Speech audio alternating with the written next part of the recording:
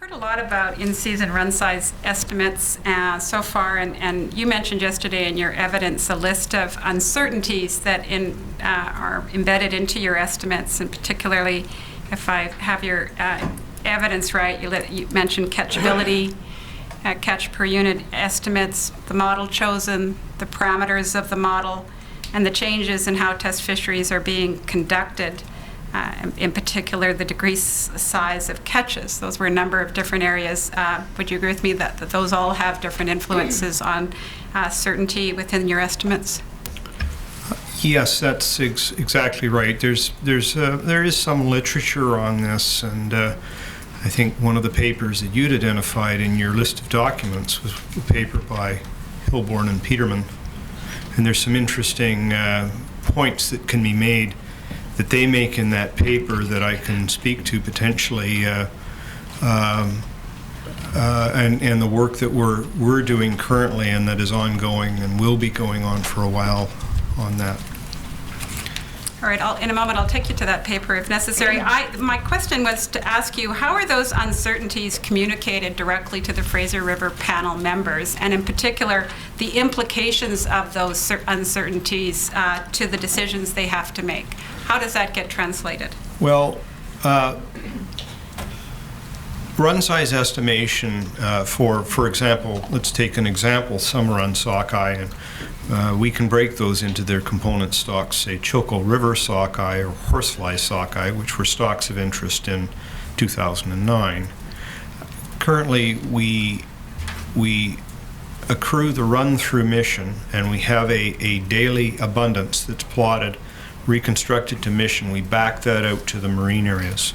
Then we have 6 days of abundance that are based on test fishing. And we run currently we're running a model that assumes, that has in it components of uncertainty in the preseason forecast, components of uncertainty in timing, priors, we call them. It's work that Catherine Mickelson has been doing. And then we also have priors on catchability and their associated uncertainty as measured in a CV. So all of that's translated into the overall model uncertainty that's deriving these estimates. It's a very extensive review and retrospective analysis that's done. While this work is not yet peer-reviewed, both Carl Walters and Randall Peterman, Ray Hilburn and Andre Punt have reviewed some of the work that Catherine's doing, and they feel she is on the right track. What we are communicating to the panel in the results of those models are the median of the distribution, which is what we have told the panel we believe is the best estimate of a run size if they were to work with a point estimate. But we also communicate the 80% prediction or probability interval in a range. So we may be telling the panel that the Bayes model that incorporates uncertainty and catchability and catch per unit effort is indicating a run size of 1 million sockeye with an 80% prediction interval that might range from, say, for the sake of argument now, just as an example, 400,000 to 1.6 million, something like that. And that would mean that 80% of the time you could expect the true estimate to be in that range. And that is what I mean by communicating uncertainty. Now, that would include all of the data that we have, including the most recent 6 days of test fishing, which would include those projections. Well, that's a rather involved explanation, but that's how it is actually communicated to the panel. And so Mike Lapointe would make that communication to the panel. So it's communicated through the calculation of numbers in the actual formulas that are used to develop the different percentiles. It's not communicated by saying, well, if we're wrong on this particular thing, it'll have an implication like that. Actually, there has been next steps on that. Now, in 2009, the run was so bad, okay, that there was no fishing considered. So it all became moot, communicating further uncertainties and the consequences of making a decision on fishing, okay. But what I mentioned is that you can then take that output from that model and then start putting in your goals into that in the form of escapement, net escapement, in the form of FSC targets, and test fishing, and then catch to date, and then some expected future catch. And you can then communicate to the panel what the probability of reaching those in aggregate is. Okay. So if I've heard your evidence right, and I need to make sure I've heard it right, is that in order to understand those uncertainties, you need to understand the models that you're using and the implications associated with the models, and you don't go into much more depth with the Fraser panel members around those uncertainties. Well, not in season, but we have a process where we review these methods with the Fraser panel's technical committee, and that's at a fairly rigorous level. And we'll also make a similar presentation with perhaps some of the more difficult language, the more difficult concepts summarized in lay terms to them. But we've only been working on this for the past 3 years. We've made some rather significant strides. I'm not saying that this will be our end point. It probably won't be. But it is, I believe, a major leap forward to where we were 3 years ago. If I heard your evidence correctly yesterday, your recommendation was that one more purse seine in Johnson Strait and one more in Juan de Fuca would cut that uncertainty by half, is what I heard. Is that a generalization, or could you... Let me explain that one further. Sorry, go ahead. I wonder if I could finish my... Sorry. Is that a generalization, or is that something specific to a specific stock group, or where does that come from? That comes from a theoretical analysis by Walters and Scandal. Carl Walters and James Scandal. Mr. Royal, given the work that you've done on the Fraser panel, do you agree with that proposition? The proposition of adding those test fisheries and reducing those uncertainties? Yeah, by 50%. Well, I haven't looked at that paper. I don't know if I was going to say ever, but so I don't know that I can answer your question, Brenda. But it'd be very interesting if it was only those fisheries that would reduce the uncertainty by that much. I think it would be a good question to put back to the technical committee about if we wanted to reduce uncertainty by some amount, which we do, and put together a table of options and see what the outcome of that is. So I don't think I could answer your question directly, but that's the way I would go back and phrase it. So right now we have an estimate with a range of plus or minus something. Then we want to reduce it to something more narrow. And then let's look at it that way. And what would it take to do that? The other thing I would like to add too is on the implications of run sizes that are presented to the Fraser panel. As Jim was saying, the median estimate is provided with the range around it, and Jim was talking about the 80% confidence intervals. The information on the median is also put into a table, an implication table of making decisions around fisheries and what that would do as far as progressions towards escapement as well. So that's another piece of information that is presented to the panel. There has been some risk assessment done by the PSC in the past. Jim, you're going to have to help me on this, but it was back in about 2004, 2005 or 6. At looking at various options and presenting these in a risk analysis framework. And I think some of the work that Jim was just referencing would take that a step further, but I just wanted to draw your attention that there had been some work done historically as well. Thank you. Is there anything you would like to add to that, Mr. Kidd? Well, I just want to add that that memo that I think you're referencing there, that is if you went from one test fishery, from 2 test fisheries down to 1, or if you went from a single test fishery.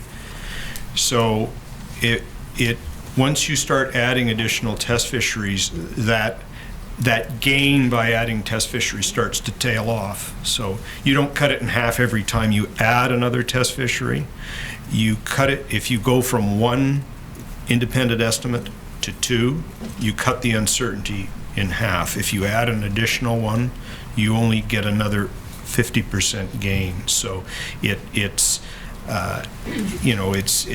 this decay curve. You get 10 boats. If you went to 11, you don't gain a lot. But there's a big gain from going from 1 to 2. And if your run is all going down Johnson Straits and we've got 2 boats, then the certainty, if it's similar between Area 20 and 12 for a single boat, by getting 1 boat in 13, you cut it down in half. But if you, in Area 20, if you only have 1 boat and all of a sudden the fish move down Area 20, you've essentially you don't have the same, you're back down to 1 boat again because the fish aren't going down Johnson Straits. In other words, you want to have matching effort if you can in both approaches, matching programs, so that when the fish shift from one route of migration to another, you don't lose those gains. Right now, we really only have 1 sampling vessel in Area 20 that conducts that. And we would get a gain if we put another one that is actually independent. And the key is they have to be independent estimates. The June 2009 policy, I'm wondering, Mr. Munn, if you could bring Exhibit 366. As I understood your evidence yesterday, Mr. Rowell, when Commissioner Cohen was asking you what standards are you measuring some of these objectives, like a conservation objective or anything within the test fisheries against, you referred to this exhibit. And overnight I took a look at that again, and I wonder if you could go to Appendix A, which I believe is the 3rd page of the document. That's it. Is this what you're referring to, Mr. Rowell? Referring to what one would look for in test fisheries to make a decision on whether adding more? Is that what you're asking? Well, in answer to Commissioner Cohen's question around what standards are you using when making decisions for conservation and other issues, like what standards of conservation are you using, you referred to this document, and I just want to make sure we're getting what you're trying to tell us. And so is that correct? Is that how you remember your evidence? I remember referring to this document a number of times about if we wanted to add test fisheries, we would be looking at this document as a guide to making decisions around whether they were going to add additional information. And the list here, 1 through 7, provides what sort of information we may be looking for. And as well, what I recall is the question was, well, what sort of performance measures would one be looking at? And my answer was I'd be looking at conservation, international allocation, FSC obligations and treaty, and commercial allocations and recreational. And is it correct that there are no rules yet at the Fraser panel, to your knowledge, on how to measure exactly the last things you've just talked about? How to measure conservation, how to measure international obligations, any of the rules that would be used in those decision-making? No, in the annual reports that are put out by the Fraser River panel, there's a chapter that lists how well the panel is doing to meeting those obligations. As far as the 3 that are within the treaty, specifically is what I'm referring to here, as far as escapement, international and domestic obligations. And each year in that chapter, there will be different levels of detail in that chapter. And as well, within domestically, each party will be looking at how well it's doing as meeting its obligation as well within each country, depending on what those are. So there are no in-season decision-making rules that govern the parties on those issues. That's a post-season analysis. Well, no. I mean, I guess, I don't agree. Within the IFMP, there are decision rules of what we are looking for achieving escapement. And as well, there are a table that lists what we're looking at for achieving for FSC targets on Fraser River sockeye in particular. There's a table identified. And also as well what the domestic, commercial and recreational targets are as well. And within that management plan, there's a chapter each year annually that lists how well we did or performed on each one of those as well. As well, there's an annual report that is tabled to the Salmon Commission by the parties each year, as well as how well they were doing in each one of the chapters is another piece of documentation that's produced on an annual basis. Do you Mr. Earl, do you agree with me that Canada carries legislative and constitutional obligations, particularly your conservation obligations for the Department of Fisheries and Oceans and the priorities of FSC fisheries that should inform the priorities that Canada uses for determining test fisheries and government funding associated with it? I agree with the priorities that you've outlined, and those priorities are listed in allocation policy for salmon as well. And do you agree with me that some test fisheries are primarily needed or used to inform commercial fisheries? No, I don't agree with that. As we were talking about yesterday, the test fisheries that we have on Fraser River sockeye are used to provide information for the management of Fraser sockeye and provide a benefit to all for that management. Does DFO have any plans to institute more in-river test fisheries?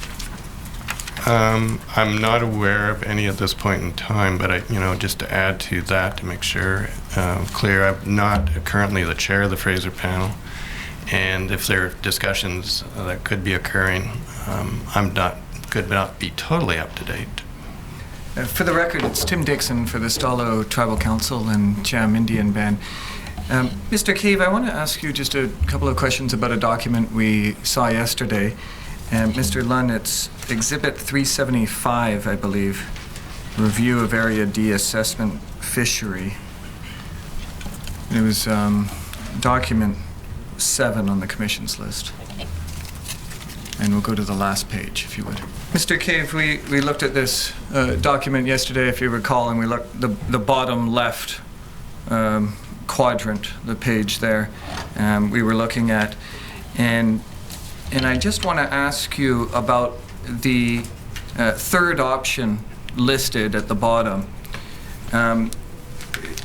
which, if I could say, generally summarize, is dealing with the issue of uncertainty. And one of the options in that third recommendation is to change the location of commercial fisheries and shifting them closer to the river. Is that correct? And that's what's stated on that third point, yes. And in broad terms, the rationale for shifting the location of the commercial fisheries is that there's more information available to DFO when the fishing is occurring closer to the river. And so there's more certainty about such things as abundance. Is that correct? That would be correct in a general sense, yes.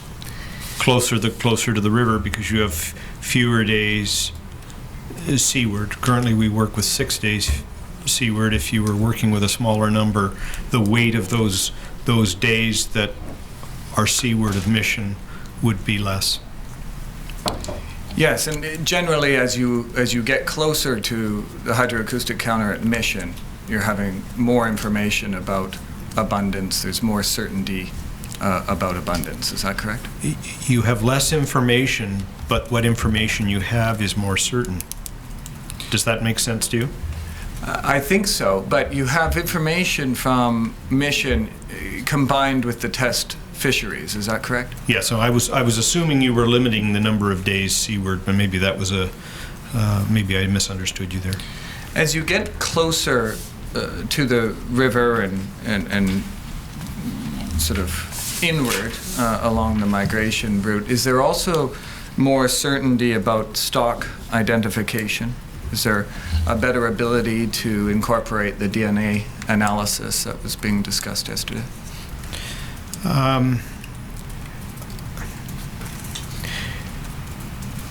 In a normal sense, and I'm not the stock ID biologist, so I'll preface my remarks with that statement. You would be using, when we're estimating the stock ID at Mission, we typically use river samples.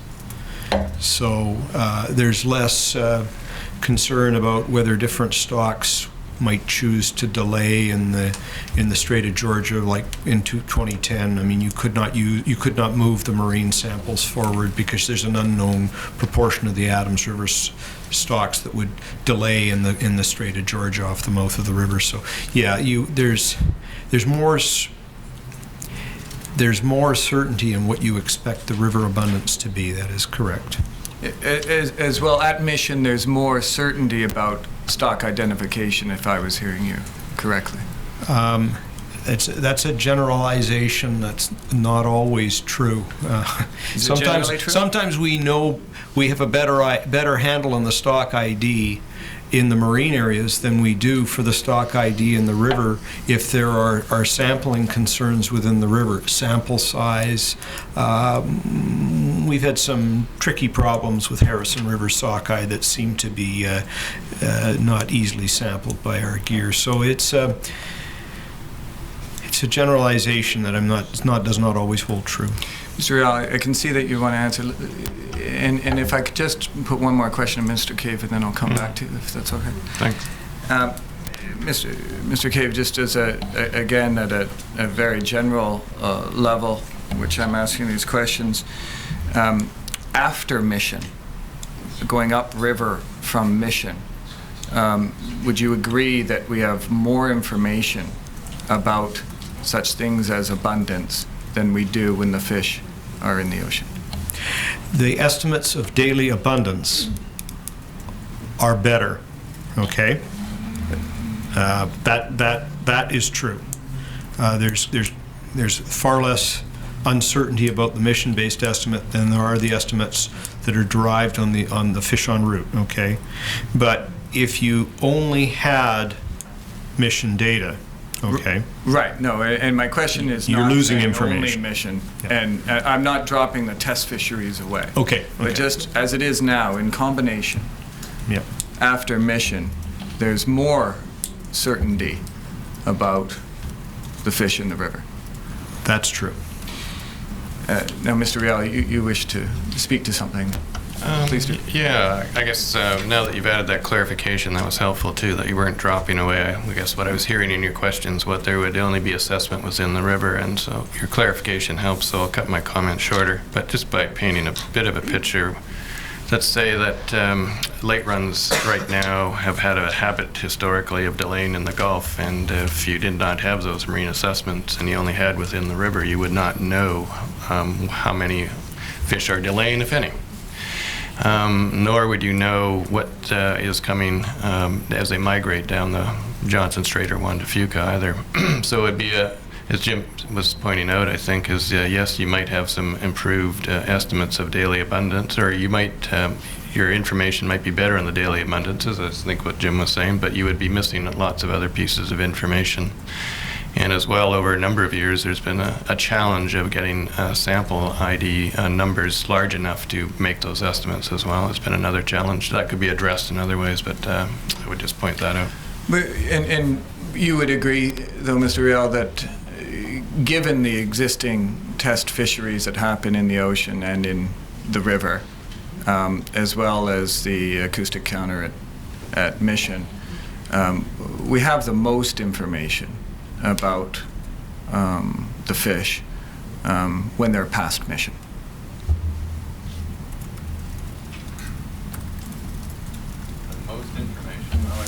The most information, I mean, there's other pieces of information that are collected along the way as well, and so I don't think the information collection just stops at Mission. Very well. Just so I can isolate it, as between past Mission and in the ocean, we have more information past Mission. Well, certainly. I mean, there's harvests upstream, there's escapement enumeration collected upstream.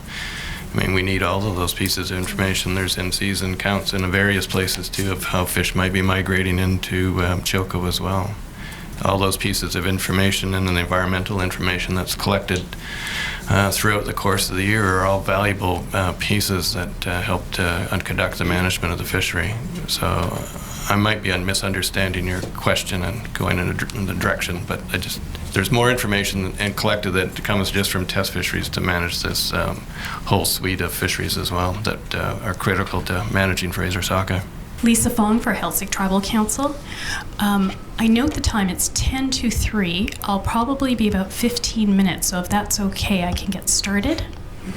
Thank you. Mr. Lund, could you please pull up the regulatory notice number 16 dated August 17th, 2010?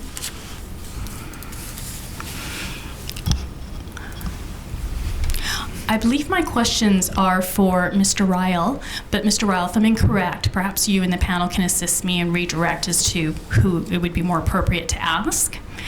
If you can just take a look at this document. The Fraser River panel has a website. I looked on the website and there were these regulatory notices. This is one of these regulatory notices.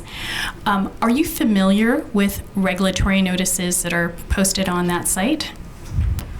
I am familiar with the notices that are posted on the PSC site, but I would preference my remarks as well that I was not involved in the management of the fishery in 2010, so may or may not be able to help you.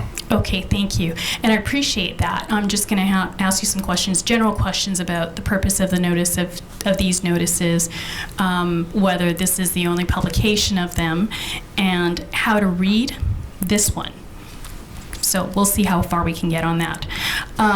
So these notices, would you agree with me that generally their purpose is to provide to the public information, and that information includes run size assessments derived from the test fishing? Derived from the test fishing? Well, they serve a variety of purposes. One is to provide information on what the stocks are, what some of the environmental conditions are, whether fisheries are open or remain closed. They're a form of providing information, and it's only one of the pieces of notice. The department as well puts out a fishery notice, at least weekly, but more often during the course of the in-season, it could almost be every day, providing information on the health and status of Fraser River sockeye, and a host of fishery notices, whether if the fisheries are to open or to remain closed, and what sort of targets might be being sought to fish in those areas. Okay, staying with the topic of run size assessments, though, as opposed to, for example, openings and closings. I mean, just to get back to my original question, you agree with me? This is publication to the public of information about run size assessments. This particular one, I'm having a little hard time reading it, but I can see that there are some changes in run size. Early summers are increased to 2.6 million, some timing information. So it is one form, I agree with you. Okay, so there's information in there about run size assessment. Yes. Thank you. And if you could just read that second paragraph. The second one that starts, there has been a strong migration of Fraser sockeye. That's correct. Like me to read the whole paragraph? If you could to yourself, and then just tell me when you're ready.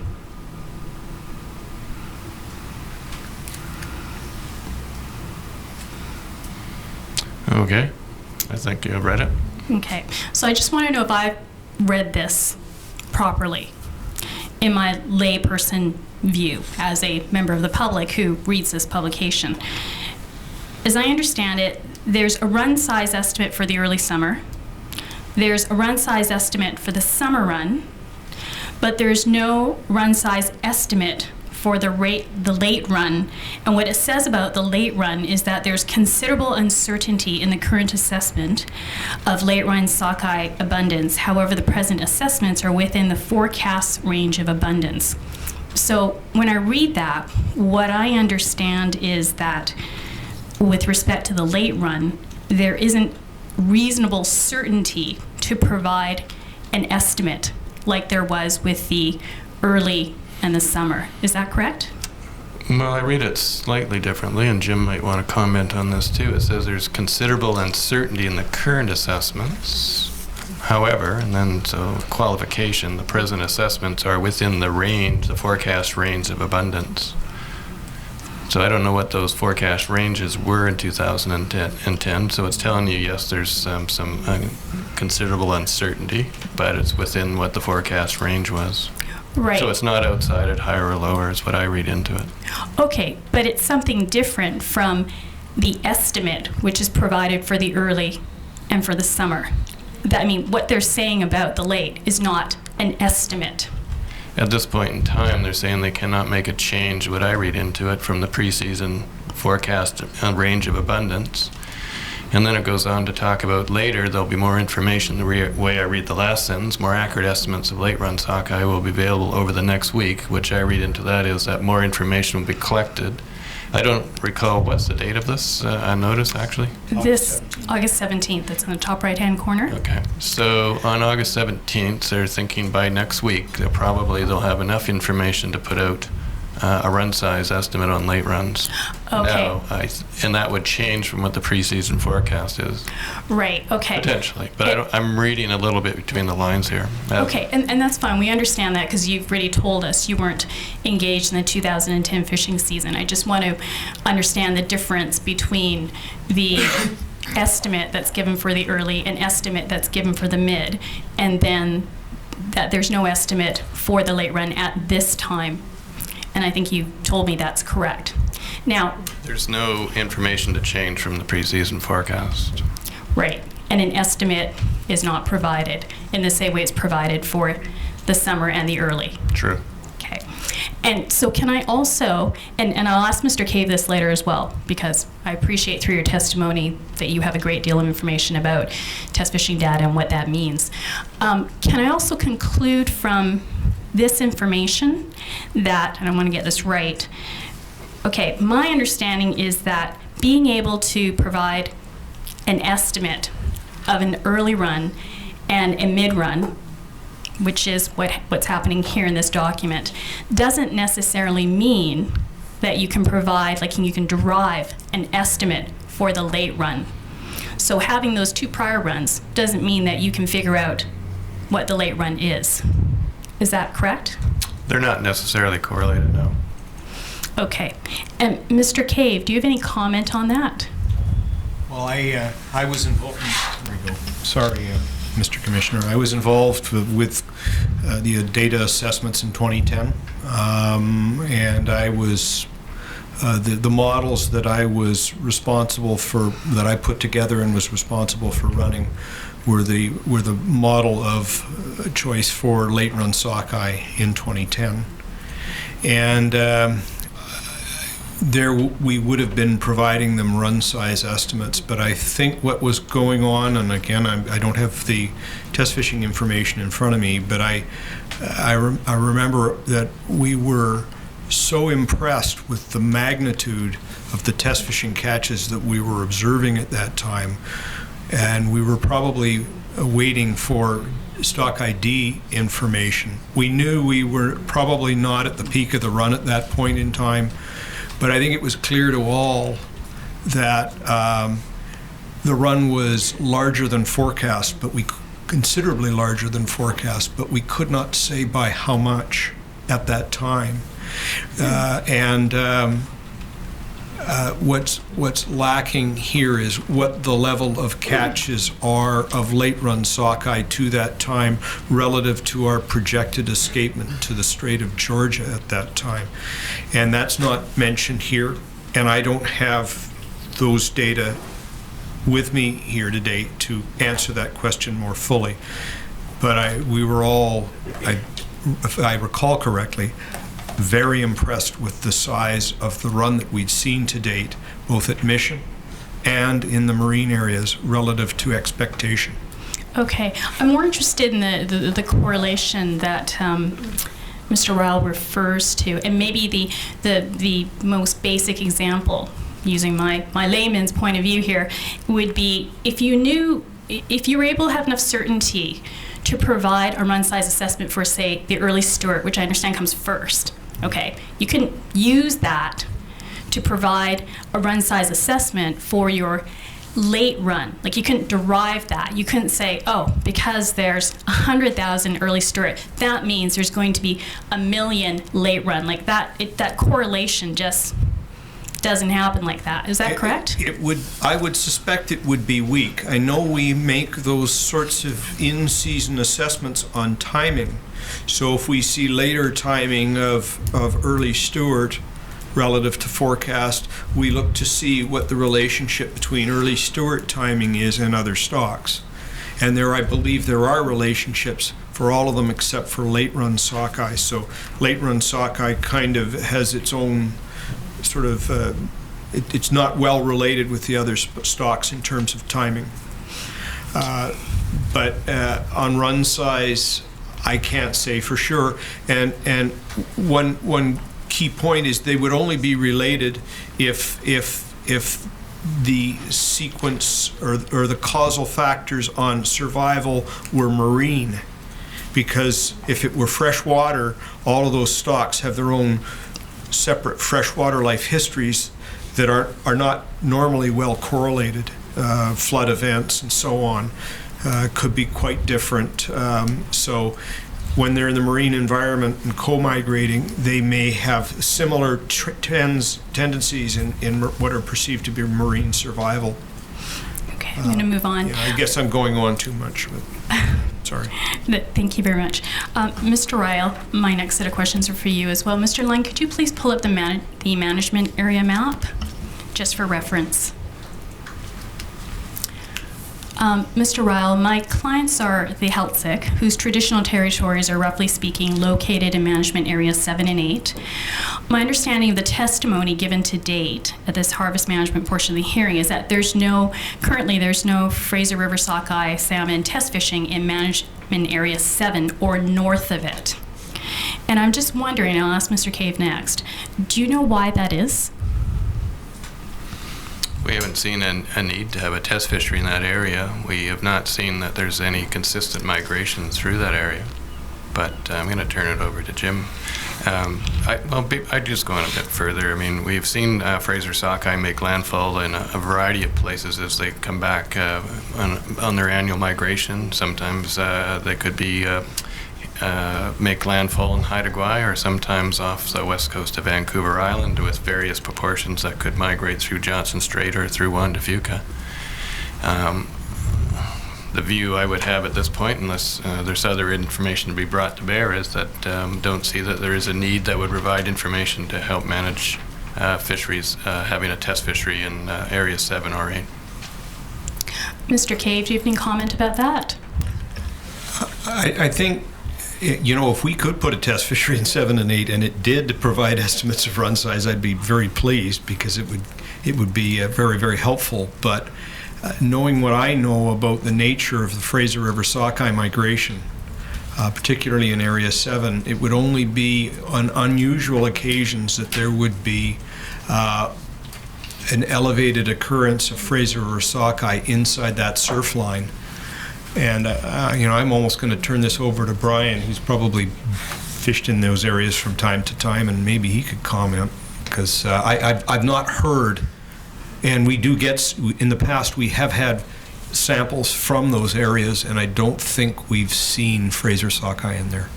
Okay, I'm not going to ask Mr. Sue whether he's fished in those areas. I'm going to ask Mr. Ryle. You just mentioned to me that you didn't see any consistent migration. So I'm just wondering, when you say that, you mean DFO has done some work in that area at some point? As far as test fisheries, no, not that I'm aware of, but just picking up on Jim's comments, we've not seen any consistent migration through that area. And what does that mean, we have not seen? Meaning there's some kind of program, there's some kind of monitoring, or how do you know who has seen?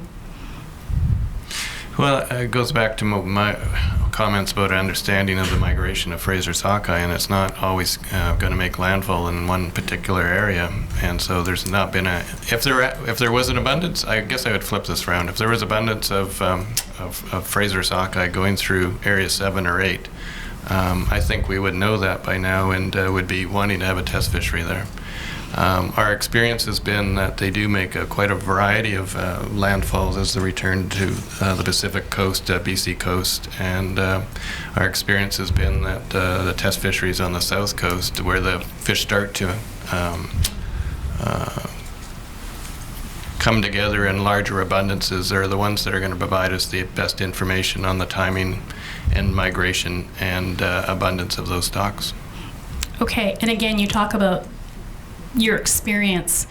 I'm just trying to identify, like, is it DFO's experience, or do you mean, for example, other fishermen who have fished up there and information you've collected? I'm just trying to figure out where that's coming from, that information.